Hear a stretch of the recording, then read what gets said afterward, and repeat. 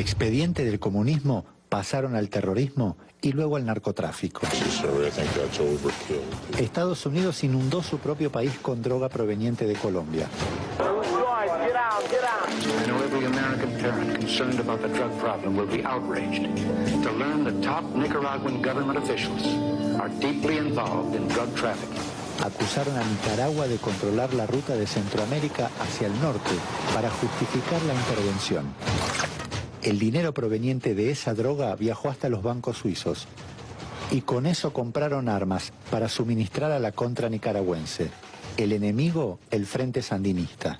Norteamericana, nosotros vamos a sobrevivir, como hasta la fecha hemos sobrevivido. Documentos desclasificados de la CIA revelaron que se trató de la escandalosa operación Irán-Contras, liderada por Elliot Abrams, John Negroponte y el actual fiscal de los Estados Unidos, William Barr, quien coincidencialmente junto a Abrams llevan la operación contra Venezuela. La historia de décadas se repite. Terrorismo y narcotráfico es el marco jurídico que Estados Unidos construye para justificar invasiones, sanciones y bloqueos. Y ahora le tocó el turno a Venezuela. Chávez, un militar de izquierda, no había terminado de asumir la presidencia cuando desde el propio año 1999 el gobierno de Estados Unidos lo vinculó con la extinta guerrilla colombiana FARC, que estaba en la lista negra de Washington como una organización terrorista y narcotraficante. Narcoterrorismo, la génesis. Allí comenzó todo. Bajo el argumento que Hugo Chávez era una amenaza para Estados Unidos por ser supuestamente el narcoterrorista que inundaba de cocaína el país del norte, en el año 2002 le dieron el golpe de Estado que lo sacó por 48 horas del poder. Y no fue, sino 18 años después, cuando el periódico estadounidense The Wall Street Journal, el 19 de octubre del 2019, confirmó por primera vez que el presidente de Estados Unidos, George W. Bush, había ordenado el golpe de Estado contra Chávez. Un dato que abiertamente no había admitido Washington a pesar de todas las evidencias y denuncias del gobierno venezolano. Al expediente de Venezuela de narcoterrorismo le sumaron violación de derechos humanos para crear la narrativa de Estado fallido. Hugo Chávez ganó la reelección presidencial del 2012, falleció en el 2013 y con su muerte comenzó una nueva fase de la agresión. Que retumbe ahí, usted le da allí, le da a su olla, a su cacerola, le da con fuerza allí, descargue esa, bueno, toda esa rechera, dele ahí duro. Que a partir de este momento vamos a iniciar un ciclo de asambleas de calle en todo el territorio nacional. Asambleas de calle con una meta, con un tema a discutir, la salida. Que la salida tiene que ser, primero que nada, popular. Gente que quiera la salida.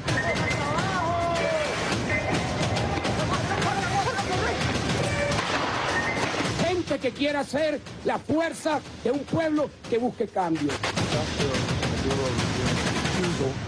Y comenzó la nueva fase de agresión de la Casa Blanca.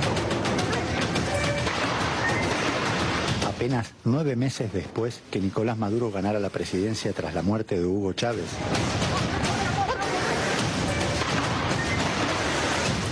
cables filtrados de Wikileaks revelaron 12 años de financiamiento de Estados Unidos a Leopoldo López. El plan, la salida, fue uno de ellos. ¿Cuándo termina esto para usted? Cuando logremos sacar a quienes hoy están gobernando. Esa fue la razón por la que Leopoldo López renunció a ser candidato a la presidencia en el 2013 y dio paso a Enrique Capriles. Pero al perder Capriles las elecciones presidenciales y la oposición las elecciones locales de gobernaciones y alcaldías que promocionaron como un plebiscito contra el presidente Nicolás Maduro, que ganó abrumadoramente, Leopoldo López vendió su estrategia de guerra. Una fuerza en la calle que permita que millones de venezolanos se sientan no solamente interpretados, sino comprometidos con la articulación de una salida. A partir del 12 de febrero del 2014, fueron 4 meses de acciones terroristas urbanas, conocidas como guarimbas. El llamado de Leopoldo López, la salida, dejó más de 800 personas heridas, más de 10.000 millones de dólares en pérdidas y 43 personas fallecidas. La mayoría no tenía que ver con las acciones de calle, bloqueos impuestos que impedían la libre circulación y muy violentos. 7 días después de haber iniciado las acciones violentas, Leopoldo López se entregó a la justicia. Las investigaciones y los hechos revelan que esta acción era parte de su plan, una trama que se desarrolló con fuerza desde la cárcel.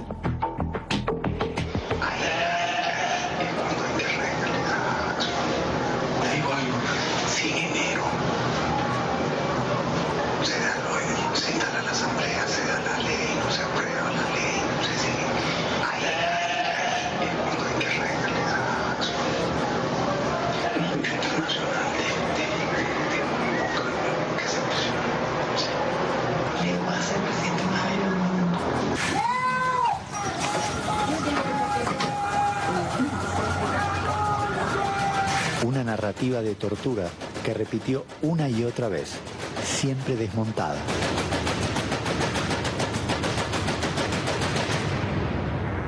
Y esa épica la ayudó a construir su esposa, Lilian Tintori, quien era la voz y los ojos de Leopoldo López fuera de la cárcel. Cada paso, un negocio. Más o menos así. La cuerpa es como un punto de tuyo. Entonces, bueno, eso es lo que cuesta, ok. Todo listo, me distribuyeron. Yo te pregunté, 500 ya. Tintori comenzó a recorrer el mundo, a tejer una gran red de financiamiento internacional para los negocios familiares y para la conspiración opositora en nombre de la democracia y la libertad de Venezuela. Esa estrategia abrió lobbies hasta llegar a la cumbre de las Américas en Panamá. Las verdaderas víctimas de Leopoldo López no eran escuchadas. Por todo. Tu esposo llamó a la violencia y gracias a eso el mío está muerto. Tú vas y lo ves. Yo simplemente voy y llevo flores a una tumba todos los domingos. La verdad es que las cartas estaban echadas. Lilian Tintori y Leopoldo López lograron volcar definitivamente la mirada hacia Venezuela, distorsionando la realidad. Estados Unidos solo necesitaba un argumento más para ejecutar su plan. El Congreso de Estados Unidos, en su política extraterritorial, aprobó en diciembre la Ley de Defensa de los Derechos Humanos y Sociedad Civil de Venezuela. Leopoldo López fue la señal, el supuesto preso político que le faltaba a Estados Unidos para activar el decreto Obama. From Russia to China to Venezuela, you are seeing relentless crackdowns vilifying legitimate dissent as subversive. We stand in solidarity with those who are detained at this very moment. In Venezuela, Leopoldo López. Obama firmó el decreto donde señala a Venezuela como una amenaza inusual para la seguridad de los Estados Unidos y a partir de ese momento se abrió la caja de Pandora. Más de 300 sanciones ilegales y bloqueos contra el pueblo de Venezuela.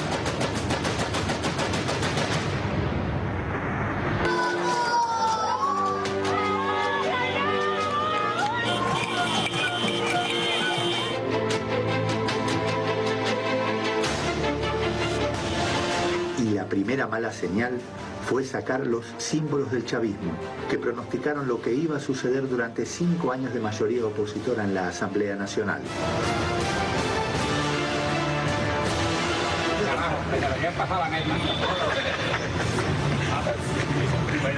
Era aprender de veras que me vendía esta sabaneta, que me venga la hija, la viuda. Ah, ok. Jugaste, ¿verdad? Y este Simón Bolívar participó también lo mató. Y aquí tengo Simón Bolívar. Estamos un invento de este señor, una vaina loca. Sáquenme toda esa vaina de aquí. Engañaron al pueblo con su cuento de que se iban a acabar las colas y las colas se multiplicaron porque ofrecieron acabar con las colas, aprovecharon la inocencia de la gente. Justamente a ellos les conviene que esto esté así, para que el pueblo se mantenga arrecho en la calle, muerto de hambre y sacar al presidente más nada. 5 de enero de 2016, con el triunfo de la oposición en la Asamblea Nacional, prometiendo la última cola y candidatos sin rostros, comenzó otra fase de la Operación Venezuela. Ante Dios y ante la patria. Y con la juramentación, la declaración de guerra. Buscar nosotros, dentro del lapso de 6 meses, a partir de hoy, una salida constitucional, democrática, pacífica y electoral para la cesación de este gobierno. Y con el ultimátum, la ofensiva internacional. Vamos a recurrir a los organismos internacionales porque en la OEA y en el sistema interamericano hay instancias para recurrir respecto de las acciones de un gobierno como este. Contrario a la oposición, el gobierno reconoció el triunfo de la mayoría parlamentaria y llamó al diálogo.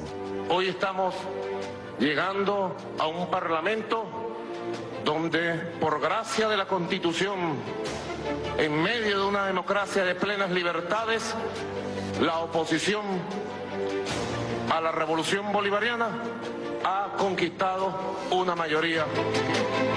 Un apretón de manos no pudo detener lo que ya estaba en marcha. 2 meses después de instalada la nueva Asamblea Nacional, Obama oficializó la orden ejecutiva y decretó a Venezuela como su enemiga. Y para lograrlo, Estados Unidos consiguió a su mejor aliado, la oposición venezolana, que con aparente legalidad comenzó a torpedear las instituciones del país. Por ejemplo, en 2016 inició la recolección de firmas para el referéndum revocatorio contra Nicolás Maduro. Todo lo hizo mal. ¿Era parte de la estrategia? Argumentando que el gobierno impidió el revocatorio, decretaron la ruptura del hilo constitucional en Venezuela, sin ningún tipo de validez jurídica, pero trabajaban para la percepción internacional, para la postverdad. Venimos a oficializar ante el mundo entero la lamentable y dolorosa ruptura de la Constitución venezolana por parte del gobierno. La estrategia no era política, era económica, y estafaron al mundo. En la mira, la industria petrolera. Exportamos cada vez menos petróleo porque ya sabemos lo que pasa en la industria petrolera arruinada, decadente, destartalada, comprometida, partidizada. Mientras la oposición debatía sobre PDVSA, ayudaban en su destrucción. Los hijos de Henry Ramos Alup, principalmente Ricardo Ramos D'Agostino, formaba parte de la empresa Helsinki Incorporation, creada en Panamá, cuyos dueños eran Leonardo Vaquero, ex trabajador de PDVSA, y Fernando Morillo, amigo íntimo de Henry Ramos Alup. Morillo era asesor de la estatal venezolana y el cargo le daba margen de maniobra. Durante 10 años sacaron información estratégica. Con complicidad interna, crearon un sistema de servidores paralelos donde obtenían absolutamente toda la información de PDVSA. López continuó conspirando. El objetivo principal era la destrucción de PDVSA y la